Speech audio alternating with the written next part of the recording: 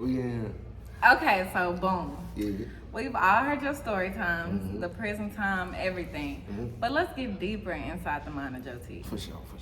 Okay, so before we start, do you have anything you want to say to the people? Man, dramatic effect me, please. Y'all already know what time it is. It's gonna be a good one. I hope everybody enjoy this. You know what I'm saying? I know everybody been waiting on this. Everybody always be having questions. You know what I'm saying? So let's do that. Let's get into it. Okay, so first off, I want to know, what were the charges? What were you convicted of that got you in prison to start off with? Special aggravated robbery, special aggravated kidnapping, first degree premeditated murder. Then I had 3 counts of felony murder. And I'm gonna elaborate on that because a lot of people ask, like, what is the felony murder? Felony murder is basically being charged with murder again in the commission of a crime, meaning during a robbery, somebody lost their life, so that's almost like another murder charge. During the commission of a kidnapping, somebody lost their life, so that's another murder charge. So that's what felony murder is. And you know what I'm saying? That's just another way to make sure hook, line, and sinker. And then I got the additional escape charge. Everybody familiar with this story? I'm free. So yeah. That was the charge. Okay, well, how long did you get for that? I got 10 years. I got 10 years because I got 10 years. How did you only get 10 years for that list? I get that question all the time. Well, first and foremost, when they charge people with whatever charge, most people don't understand the system when it comes to, the laws and the legal system, and they automatically assume whatever you get charged with, that's what you supposed to go to jail for. But the only way they can get a conviction is they have to prove the elements of the crime that they can charge you with. You know what I'm saying? So when you say first degree premeditated murder, it comes with certain elements in that crime in order for them to get a conviction.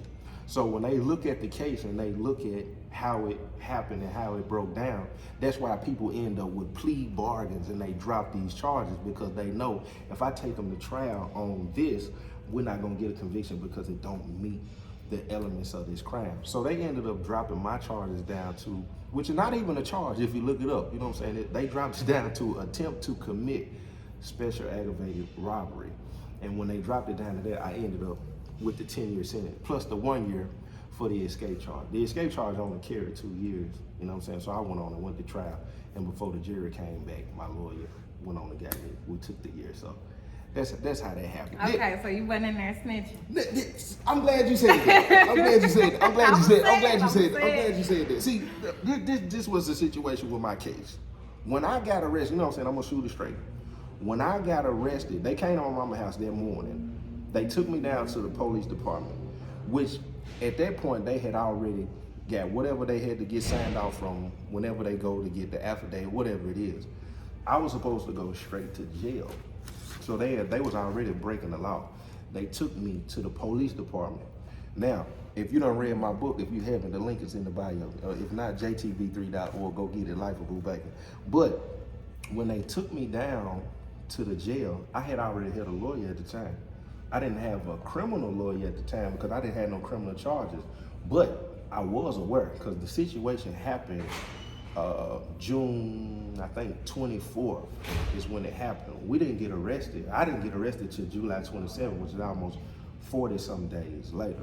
So in the process of that, I'm knowing eventually something was gonna happen. So I went and hired a lawyer because I was on probation at the time for an attempt murder case.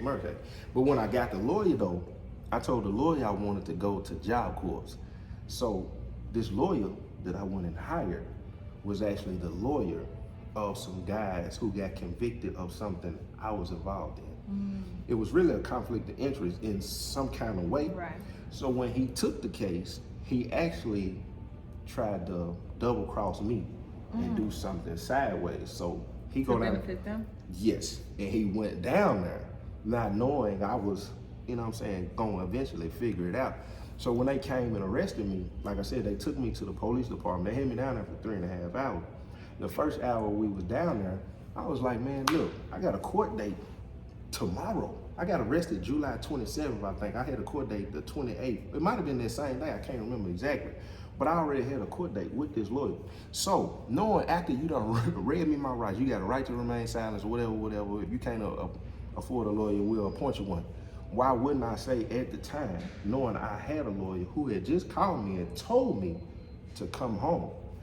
Of course, I'm asking for him. So by the time I asked for my lawyer, true story, I asked for my lawyer, they were like, we already talked to him. And I'm like, what's up? And they say my lawyer name. They were like, Bo, we already talked to Bo. That was his name at the time. Real known lawyer down there. He was like, you want to talk to him? And I'm like, yeah. They called my lawyer on speaker on the three-way. Well, not on three-way. They called and put him on the speaker. And when they hit him on the speaker, I was like, Bo, they got me down here. He was like, I already know. I didn't even get to say nothing. He was like, I already know. He was like, go ahead and talk to him. This is the exact word. He was like, go ahead and talk to him. He was like, I'll be down there. Everything all right. We're going to get it situated. So the reason I stay down oh yeah, I stay down here 3.5 hours because I lied to the police for 3 hours straight, giving them fake statement after fake statement after fake statement after fake statement. But they wasn't taking none of them because I wasn't incriminating myself in none of the statements. So by the time I did incriminate myself and put myself on the scene, they went with that one, whether regardless of what was true or not. Long as I put myself at the scene, you know what I'm saying, they made me sign off on that one, which eventually 2.5 years later, when I ended up with this lawyer named Jody Bell, man, Jody, if you watch this, you know what I'm saying, I really appreciate you. And I told her what happened. When I told her what happened, she went down to the police department when she found out I had a court date. I told her, because Bo, I had other lawyers trying to get in touch with Bo. And lawyers always give you a receipt to show that you done retained them. I had lost the receipt. So he lied to everybody else. He was like, I didn't. So I told her, you tell him my mama found the receipt. And when she told him that, he came clean and told her everything. Oh, wow. So at that point, my deal went from 22 years down to, it dropped down. That's how we end up really with the deal. The guy who actually pulled the trigger, that's how he actually ended up with the 10-year sentence because the bogusness that they did with me. So, wow. For everybody who want them. Okay. Man, that's deep. Yeah. Okay, well, let's get into those 10 years. Now, you've posted a lot of videos about those 10 years, but what we haven't heard about is anything that was threatening towards you. Yeah. It's one situation I had, and this was after I changed my life. Like, I had a few situations, like, I don't look at prison fights as like a real threat on my life, you know what I'm saying? I had, 2 situations. Matter of fact, when I first went to prison, y'all probably done heard this story to where I was a kitchen man on what they call close security. Close security is like, it's 22 and 2 or either 23 and 1, which means you stay in your cell 22 hours a day, you get out 2 hours a day, or you stay in your cell 23 hours a day, you get out 1 hour a day. So at this time, I'm working in the kitchen.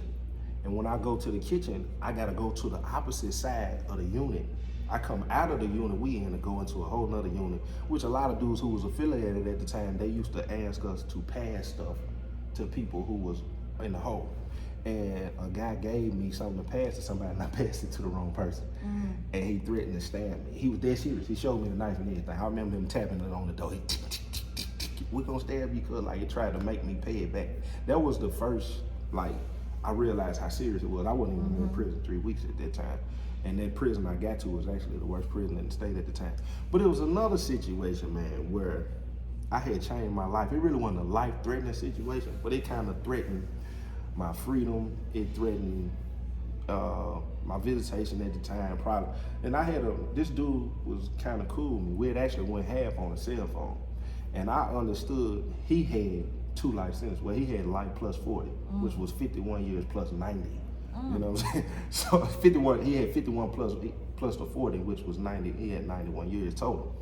And he always want to talk to his girl. He don't want to put the phone up at a certain time. You got to put that phone up because the police will walk through and they'll hear you talking on the phone. And him not, I got 10 years. He got 90. Yeah, he don't care. He ain't trying to hear that. so, he in there regardless. And he was affiliated at the time, so he got a knife in his cell as well. You know what I'm saying? So while he on the bottom bunk and I'm on the top bunk, I ain't never sleep on the bottom bunk. He on the bottom bunk. He got a phone. He got a knife on his pillow. And one night we sitting there. It's like 1 o'clock in the morning. He loud. He arguing with the girl. My money is half on this phone. Yeah. So I'm trying to figure out how to do this. You know what I'm saying? Because I'm going through my transition at the time too. I'm not affiliated, you know what I'm saying? I done got into the word. So I get off the bunk. I use the bathroom, wash my hand. I said, bro.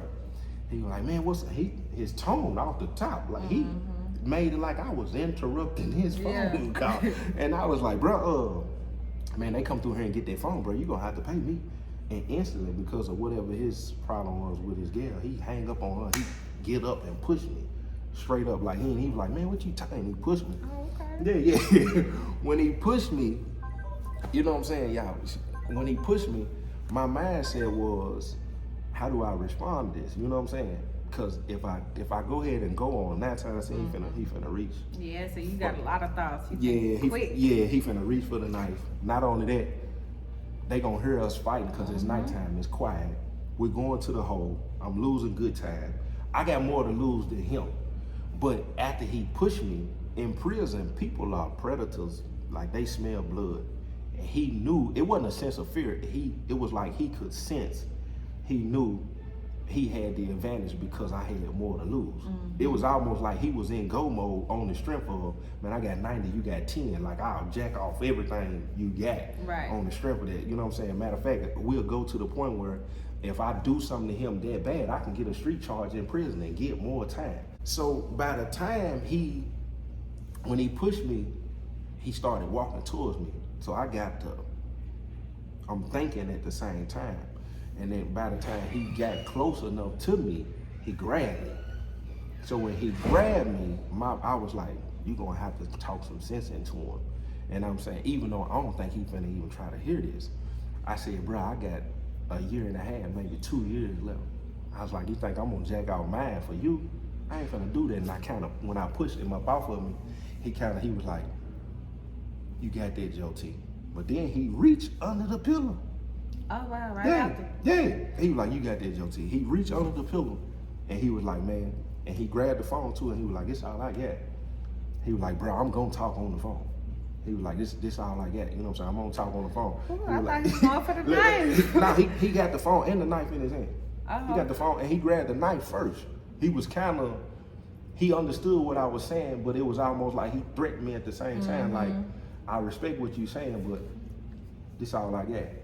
Next time, it's kind of how I took it in the penitentiary. It was almost like if y'all ever seen that movie with Mia X in it, when whatever was going on, she showed the dude the bullet.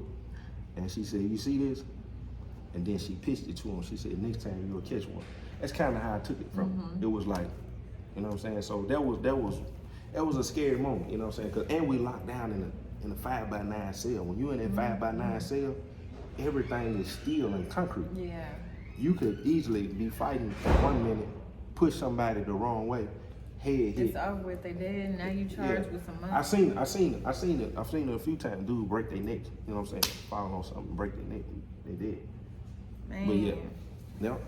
Okay, well, speaking about, I heard you talk a little bit about he was affiliated. Were you affiliated at the time that you went in? Somewhat. I say somewhat because I call myself being affiliated. The backstory behind that is I used to go see my dad. We used to go see my daddy. When we used to go see my daddy, he's got a pitchfork burnt in between his, you know what I'm saying? I never know what it meant until I went to juvie. When I went to juvie, I used to see people throw up the pitchfork. And so when they would I automatically put 2 and 2 together, like my daddy was a gangster. And with that being said, that made me want to be a gangster. So I started saying that I was a gangster, but I didn't go through the proper process, even though I had ran into individuals who probably knew a little bit about it here and there, you know what I'm saying? But I didn't go through really the process of what it takes for you to be affiliated. So in my head, I was that. I just hadn't done the proper procedure to become that. So by the time I get to prison, I'm still repping that. Right. And it's a story behind that actually, man. My charge partner, he was at the prison I went to when I got there. He was at the same prison. And I guess word had got out that I was about to go through the ceremonial process of becoming, you know what I'm saying, where people would know, you know what I'm saying, it's official. And when it got to him, he had called me down to the gym and he was like, man, you don't need to do that. And I was like, I've been there, you know what I'm saying? Cause I'm still street at the time, like I've been there. Like it's not that I'm doing it because I'm in prison, that I actually embodied that at the time. Yeah, like that's what I believed in. So by the time we went through the process and made it official, you know what I'm saying, that was, yeah. And they moved me up real fast too, so. Did you ever get any penalties? Because I know I hear about all the time when people say that they in something and they not, it's all these, like you getting jumped and all Yeah. these threats to you. You didn't experience any of that? Yeah. Oh yeah, it's real. It's real. And I'm pretty sure y'all probably done seen that story when I took what they call a 6-minute no cover violation. You got a cover violation, then you got a no cover violation. The no cover violation with what I was affiliated with, you got to stand either with your arms crossed or you got to throw up the pitchforks and they get to punch you everywhere except your face and you can't fight back. That's a no cover. But then that's a cover. But then you got a no cover to where it's either 3 to 6 minutes and you can actually fight back. But it's only gonna be people that's your size. And I saw it before I experienced it. But see, this the thing about gangs, when it come to taking violations like that for whatever rules or guidelines you done broke, it's almost like back in slavery days, you know what I'm saying, they use tactics to instill fear in you. Mm-hmm. So when you do something or you jump out of line, you gotta jump on your brother. They got 3 people fighting, 1 rotating. The one rotating at the time, he's watching. So you watching something that you know if you get out of line could happen to you. Mm-hmm. So it's already a sense of fear because you know I have to walk on eggshells because they'll do the same thing to me. Right. Because the people who doing it to you, they understand. If they don't, they get it. What they usually say, if you don't take care of business, you become the business. That's what they say. Mm-hmm. But the time I did, I had 2 or 3 violations. The worst one, I took a 6-minute no cover up, which was for something. If I owned up to it, I'd say I caused it. But if we talking, y'all know what I say, penitentiary rules is in effect. This was somebody who wasn't affiliated. This is the rules of the penitentiary. I did something with him, I chose to take it from him. When I took it from him, the people that I'm affiliated with, you should ride with me. We don't take the word of what they say, somebody who's neutral or somebody who's peon, but at the time, he was cool with people that I was affiliated with, so they call him a friend of the folks, and he was able to get to the higher ups, which somebody that I couldn't even get to. And at that time I had a move. At the time, you don't know what a move is, they let me know you ain't never been to the penitentiary. You ain't never been to the penitentiary, I advise you never go to the penitentiary. But a move. That's some good advice. That's some great advice. At the time I got the move, so that's when you get drugs in prison, and I got a cell phone. And a lot of people that I was affiliated with, they couldn't do that. So it ain't more so about the phone that I took from him. It's about a way to get in on what I got going on. It's almost extortion in a sense. And I ended up getting a 6-minute violation. Fighting 3 people at one time. 1 person violated me. And I probably stood up for the first minute and a half, 2 minutes. And I remember the last time I came up, the guy who was on the left of me, he hit me in the temple. When he hit me in the temple, like, it went black. I was conscious, but I was out at the same time. And I fell over the toilet, because you gotta think, this is 4 people, 3 people, 4 people. We got 4 people who I'm fighting, 1, 3, and then 1. Then you got 1 person keeping the time plus me. So it's 6 of us in the cell. So it ain't a lot of room. So by the time he knocked me over the toilet, it's so congested, like they was punching, like it was crazy. But I can remember my thoughts, like every one of them getting it. If I survive this, when this is over, every one of them is getting it. Why do people do this to themselves? Why do people join gangs? Why? That's a good question. People join and affiliate gang organizations, whatever you want to call them. A lot of them, they all the same. Fear, they trying to survive, scared. And it's a lot of them though, like in my case, that's all they knew. Mm-hmm. It's almost a brotherhood. Yeah, it really is. It really is. It's like it's a family. It's a family, but 85% is doing it out of protection. And they doing it, and once you get in it, you know, if you bother me and I respond, 30 people behind me, win, lose, or draw. Mm-hmm. They don't have a choice. You know what I'm saying? And they have a thing where they say, they used to tell me, you know what I'm saying, your personal business ain't GD business. But you know, the minute somebody do something to somebody who GD, it becomes GD business. Mm-hmm. So you have that sense of whatever. And a lot of times, you know, if I get into something and they know it can turn into a war, they're gonna try to resolve it. before it turned into a war, because everybody don't want to go to max, everybody don't want to lose their visits. You got people who finna go home, and the people who finna go home 9 times out of 10, guess what? They gonna be the ones that they gonna pick first. That's what's so crazy about it. Like, but yeah, that's people get affiliated. Majority, in my personal opinion, you can say what you want to say. 85% of people do it out of a sense of fear and protection. Yeah. So, through all the good and the bad that comes with being affiliated, is it technically, would you see it as a benefit while you in prison? It's sad to say, but yeah, it could most definitely be a benefit, not just in the sense of survival and protection, but also when it comes to you maturing. You know what I'm saying? Because everybody ain't all bad. Like, I wasn't what they call a brother. I wasn't that type. Like, I took college courses. Of course, I took a businessman and correspondence courses while I was in there. I was that brother that, you know what I'm saying, they came and hollered at on, you know what I'm saying, we politicked on real stuff. You know what I'm saying? It wasn't just always mess trying to get over, trying to do this. It was really some growth, you know what I'm saying, conversations. And then you form real bonds with people that ain't from where you from. Right. Or, you know what I'm saying? You find out we come from similar backgrounds, you know what I'm saying, and we trying to, you know what I'm saying, but no, it ain't all bad, but I don't condone none of it. I wouldn't advise nobody to become Right. for real. Everything that you get in affiliation, I promise you, if you seeking to find it in friends and family, you can get it the same way. Yeah. Okay, so with you saying you don't condone it, can we hear about what was one of your worst experiences being affiliated? Worst while experience? being affiliated? It was probably part of that story right there, watching them take that side like that, cause it was a big thing. Like, it was a big thing. Like, watching them take that side like that. Well, I tell you, no, my daddy was one of the main reasons why I become affiliated, and I remember asking him before actually going all the way forth, what was his thoughts about it. And my dad's exact words was, I recommend it for the experience.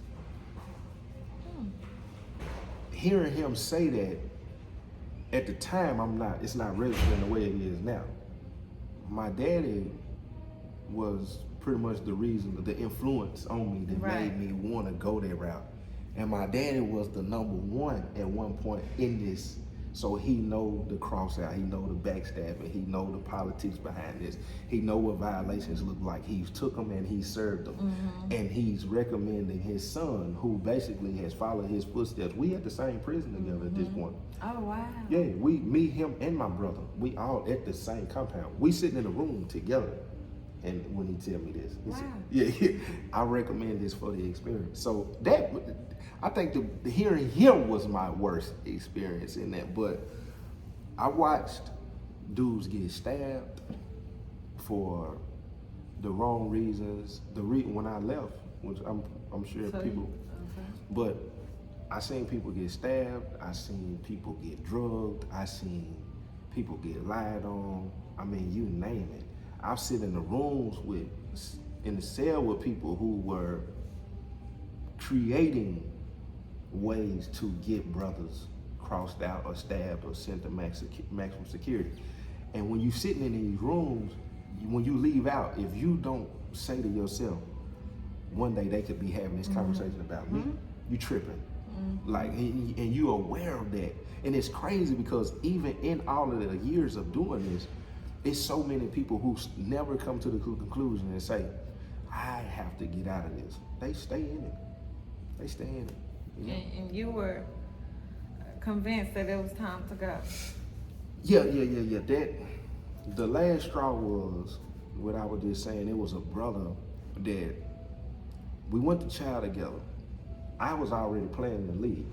I didn't know. But you don't have these conversations with people that you affiliated with, because they could use that and against you. Yeah, they could go and say, man, I was just talking, bro talking about getting out. And before you know it, you got a target on your back. You know what I'm saying? And you won't even know it. You can be chilling in the room. Man, come here, Joe T, man, we're finna eat together and do this and that.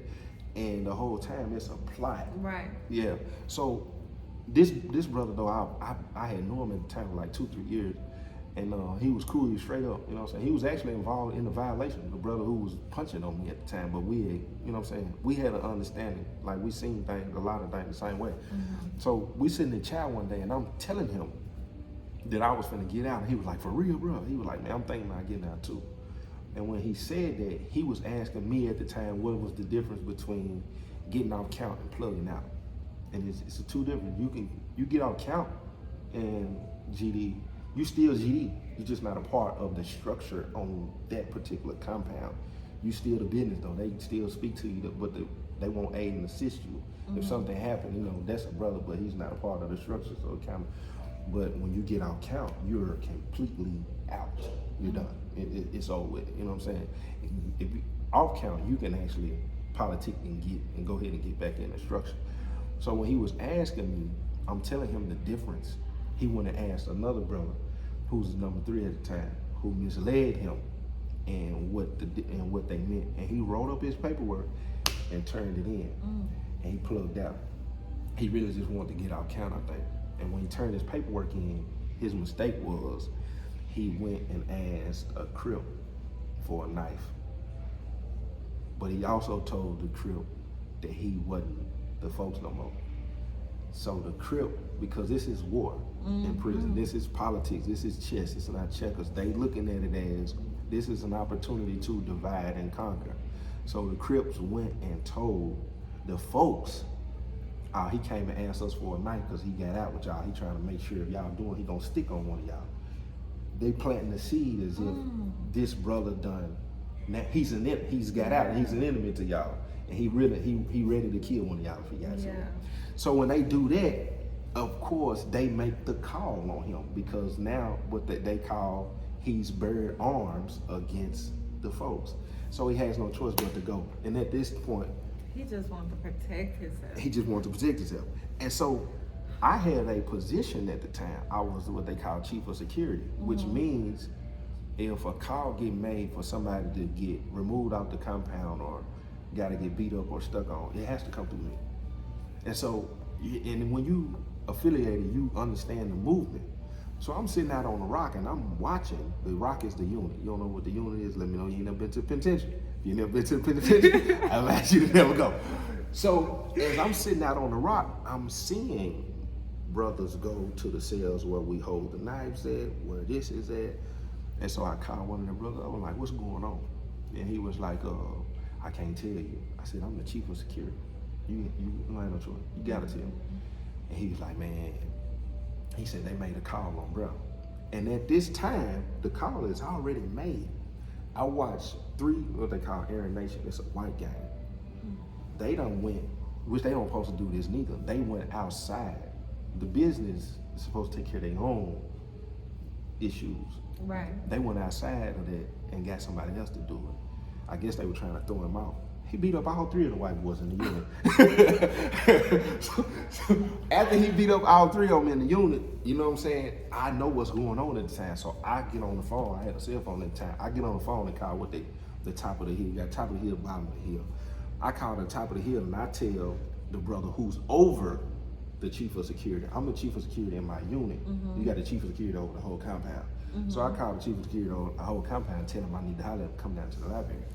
So I'm telling him what happened because I'm asking him who made this call because you had to green light it and you didn't run it through me, which is a chain, which he was out of line.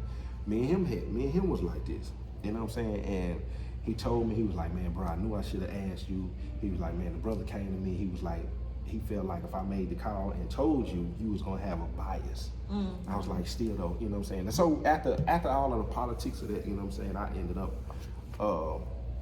calling all the brothers outside, what they call an OD, and I got into it with the brother who made this bogus call. And after that, man, it was like, cause they ended up eventually, they pushed him to the back, that's what they call PC. He coming out of PC.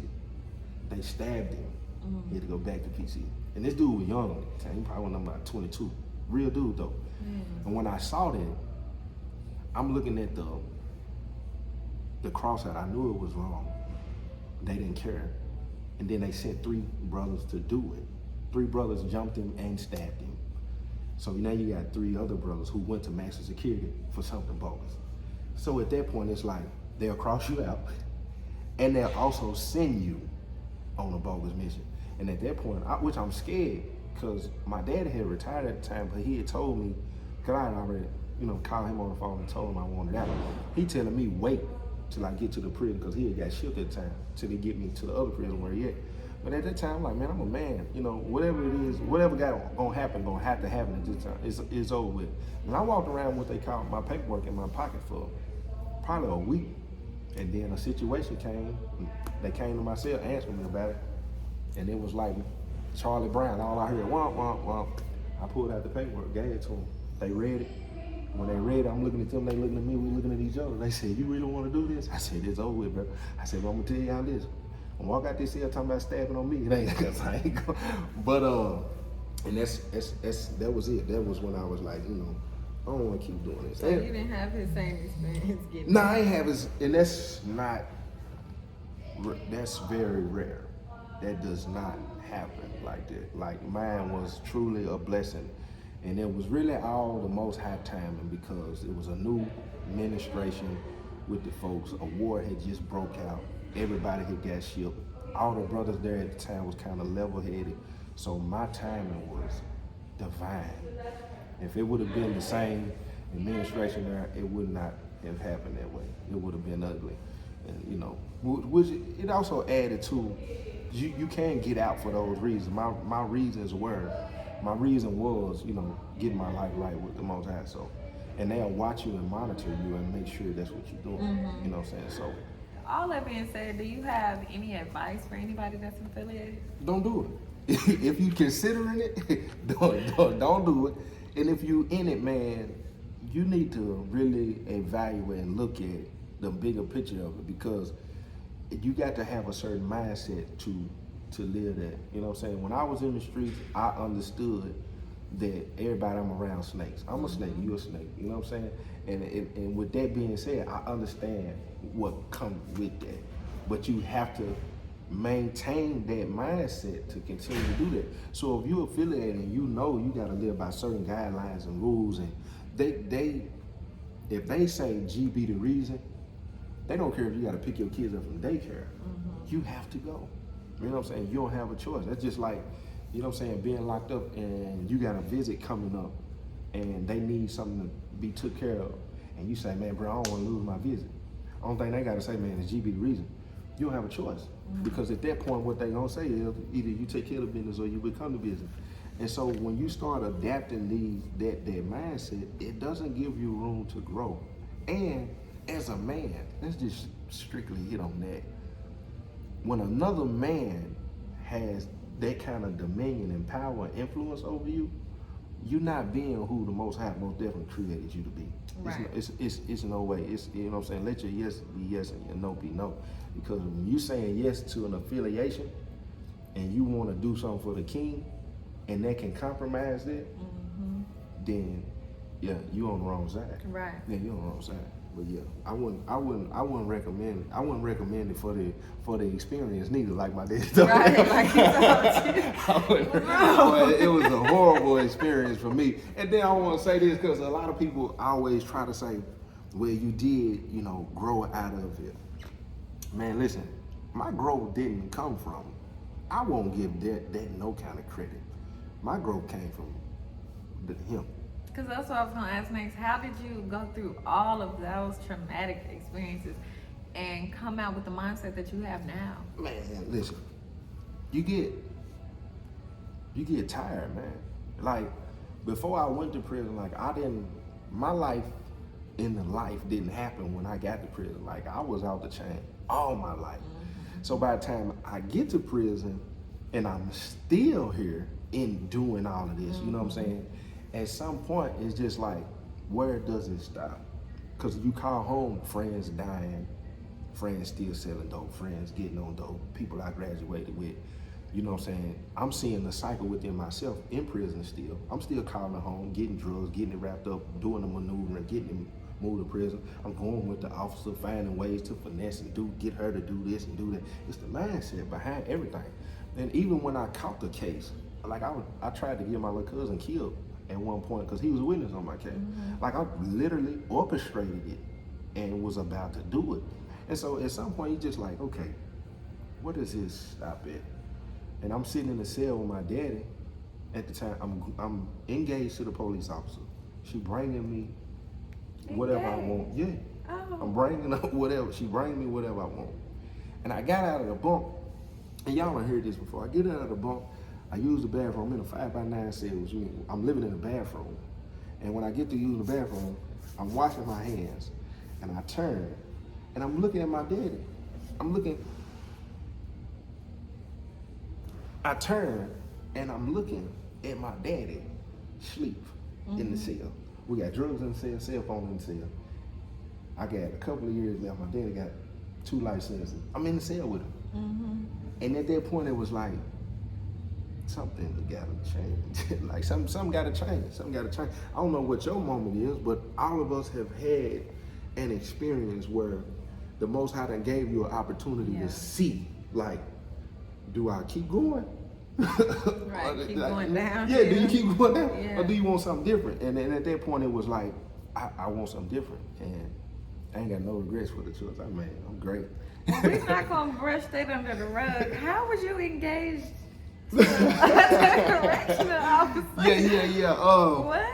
Yeah, that happened when I got moved to the prison with my daddy, man. And me and my daddy was sitting in the cell one day. We was looking out the back window, and everybody was going outside.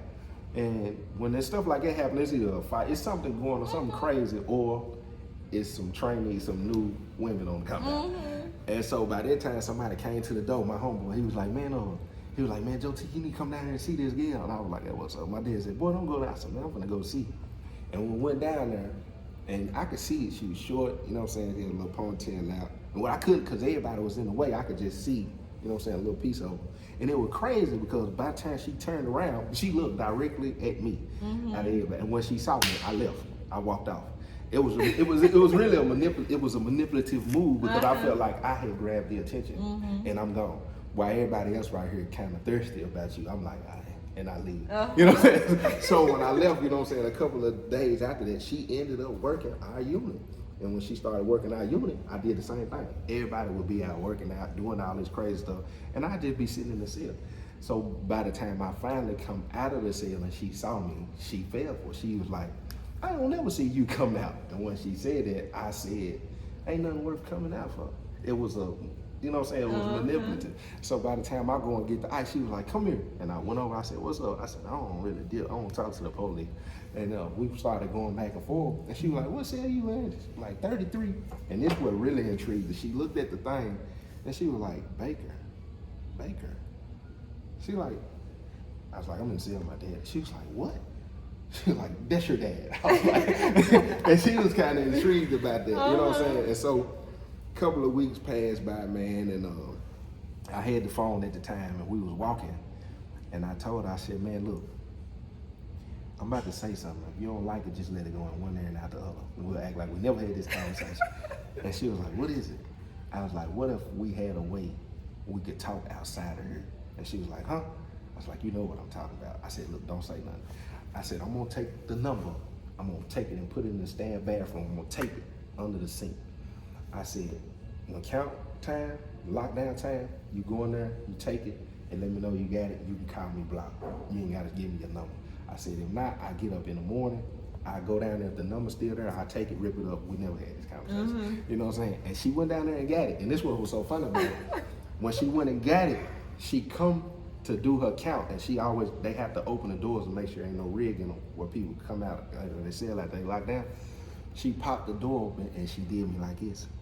And when she did that, my daddy jumped up, he said, what was that? I said, because I asked him, we don't keep the phone in the cell. And this night I told him I wanted to keep the phone in the cell. And so when he said it, he was like, what was it? I said, because my dad is straight coming. Yeah. He don't deal with the police. And so after she kept on going, I jumped down. I said, hey. I said, I gave her the number. He said, you did what? I said, I gave her the number. I said, she's finna call. He said, go and pack your stuff up. I said, well, what? He said, she finna send the police in here. He said, and everything in here, you taking the charge for it. I said, you got 2 life sentences. got two. I said, He had nothing to lose. You got nothing. You taking these charges. He was like, no, I'll tell her. He said, go ahead and take your stuff. Because if they come in here, you might well go ahead and tell them that's your phone, that's your tobacco, and everything. He said, you go into the hall. But yeah, over time, you know what I'm saying, I really liked her though. You know what I'm saying? It was manipulation surviving as far as getting stuff in, but I really did like her too, you know what I'm saying? Because so it wasn't real love? It might have been at one point because you gotta, like, I didn't see my family none while I was locked up. Like this person wasn't only just bringing me stuff. Like I had real intimate conversations with this person. And then you gotta think, she coming to work 8-hour shifts. We was dealing with each other for like 3-4 months straight. So I'm seeing her every single day for 8 hours. We hugging, we kissing, like they had cameras and stuff. So like I never slept around with her. But we did, like we had a real relationship going on in there. Like she would bring food and we would sit in the cage and like eat. It was almost like a date. Oh wow! But you said they had cameras, they didn't see y'all? With that, it's different though, cause like they got what they call fraternizing with the inmates, but it's certain levels of like I could go in the cage, like I'm just talking to the officer, just don't do it for hours and hours at a time. Like I can come out, go down there, talk to her, move around, come back after somebody else go talk to her, move around. And you know, she bringing me food, bringing me stuff. We sit down there and she taught me how to speak a little Indian, what was that? It mean I love you. She said, I love you too, and then I say I love you much more. Oh wow! Yeah. I bought her a ring. I bought her a ring and everything. Have you been able to find her and get in contact since you've been? We talk at least once a month. She married now though. Oh. Yeah, she an Indian. You know, they do arranged marriage, so they gave her time to find somebody, and then that time was up. So time to get married. Yeah, she actually. I think she got. I know she got one little boy. I think she's got another. Well, you know, that's my homie though. She cool. Oh my God, that was so emotional. Okay, well, let's get into your live the other day. Yeah, let's dive into that. Let's get into it. Yeah. Okay, so a lady had called you extra? Yeah, she did. She did. Okay. I had to check her. Yeah, you did. I did. And you did it in a very respectful way. Yeah. At the same time. So how do you deal with that negative attention that you get? Because this haters gonna hate. How do you deal with it? I've learned in the 5.5 years I've been home, regardless of how you doing it. Like people got something to say. You do it wrong, they got something to say. You do it absolutely right, they got something to say. And a lot of times, like because like my platform is a variety of things. Like I do a lot of stuff, you know what I'm saying? But people try to, because I have all of us are called to be ministers for the Most High at the end of the day. There's no big eyes and little U's. When you understand you have a calling, yours is no deeper than mine, mine is no deeper than yours. But for some reason, because I'm open about, you know what I'm saying, my relationship, people feel like they can say stuff to me and I won't check them. But to them people, a lot of them have not read the word, because if you go and read the words of Yeshua, who we know as Jesus the Christ, my guy was slick in the throat. Like he didn't play no game. Like he said a lot of stuff though, I guarantee you, where they was like, man, he disrespectful. Like he said a lot of stuff that made you examine yourself. But it was all about how, you know what I'm saying, he was able to articulate, to make you think. You know what I'm saying? It's when parables were, when they taught me the word, it was like a parable is a basket, but it got the handles on it so you can have something to grab on. So at this point, it's like I can humbly put her in a place without disrespecting her. I can give her the truth, give her my life, give her, and at the same time let her know you don't get to do that to me, because you don't get to do that. You don't get to do that, and people don't. One of the hardest things, man, is understanding. You don't understand the journey somebody else went to. You really don't. You don't know the root of somebody else's issues. You don't know why people behave the way they behave, and they automatically just say certain stuff and don't seem to care. And then when by the time you read them, they write like it, they have to say. So yeah, she was a little extra when she tried me though. Yeah, she was. She most definitely was. Okay, so with all of that being said, is there any final comments or words that you want to give to your people? Man, listen, don't let nobody stop you from being who he calls you to be. Amen. For real. And I say that with so much, like, listen, my first 2 years home, if you've been following me, like all I did was the word. But I was trapped. I was really in bondage. I was really in captivity in a way. Like, it was kind of a yoke on me. A lot of people, because they in the church, they don't even realize you could be in bondage in the church, because people get so caught up in walking like what you was taught, talking like what you was taught, quoting the scriptures and doing all of this other stuff, and not understanding a lot of that will snatch the joy, the gifts, the what the Most High done really put deep down in you. Because because you'll start that creativity. It'll oppress their creativity, because you will always question, can I do this? Can I say this? Can I, you know what I'm saying? And after 2 years, like the last time I went and spoke at a church, when I was leaving, I heard it loud and clear, don't speak at another church. Like, even when I told church people that, they was like, I don't see the Most High telling you that, you know what I'm saying? I was like, I know what I heard. You know, but speaking in churches was a safe place. Pastors calling me was, oh, he sound like, he talk like, they didn't care nothing about it. I was selling heroin. I jumped in the streets twice since I've been home. One, the first time for 6 months, the second time for 3 months. But when I jumped in, they not knowing what I had going on. All they know is he getting a lot of views, he getting a lot of likes, he can quote the scripture, he know the word, bring them in. You're not knowing what I'm dealing with. So at the time I'm like, man, I want to be who I know he called me to be. So by this time I started doing my stories the way I do them, and I've been able to touch, you know what I'm saying? The scripture, when he's saying, I think it's Matthew 23, he said, go and make disciples of all nations. That means complete strangers. You know what I'm saying? I've been able to touch people and give them the word and give them understanding because of me what being you've been through. Who he called me to be. And you're so open with your story. Got to you be. touch so many hearts. Got Believe to be. it. Got to be, man. That's and I love it, because I'm not like, and this ain't no knock on. Yeah, it is. Yeah, it is. So many pastors have to get up and apologize when something go wrong, because they stand in the pulpit as if they're perfected. So the minute a scandal come out of them cheating or they done something, they have to come out and apologize. And the one thing they always say is, I'm human too. But you don't make us feel like that when you go years without being caught. So when I get on my stuff and I tell my stories, I'm always vulnerable and open, because you'll never be able to say, but he said, nah, but I told you. You know what I'm saying? Right. I'm in it. I am a broken, willing vessel. It's a process, not an event. You know what I'm saying? So, and when we come to understand that, like, I don't be worrying about, you shouldn't. Yeah, people's opinions. No height, no depth, no angel, no demon. He said, I'm more than a conqueror. Nothing can separate me from the love of the Most High. He working on me, you know what I'm saying? And while he working on me, I'm gonna do what I need to do, and we'll, you know. I love that. Well, yeah. I hope y'all got something from that too, man. I believe they did. They got plenty. It's deep. They've got plenty. Well, y'all want to see more of this? Y'all jump in the comment section and let me know. And this my homie, man. This Reina, man. Me and Reina connected about 2-3 weeks ago. You know what I'm saying? I really got to tip my hat to her, because it's hard to find people to work with, man. She got a good spirit on. She got a good head on her. If y'all ain't already following, man, go check her out. I'm gonna put all the social media handles in the description. Y'all go check out Reina, man. She dope as ever.